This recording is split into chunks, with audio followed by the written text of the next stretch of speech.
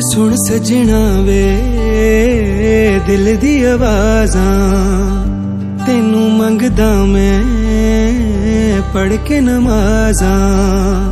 मैं दिन विच लिखदा तेरे ही बारे ते राती गिणदा रहिंदा तारे।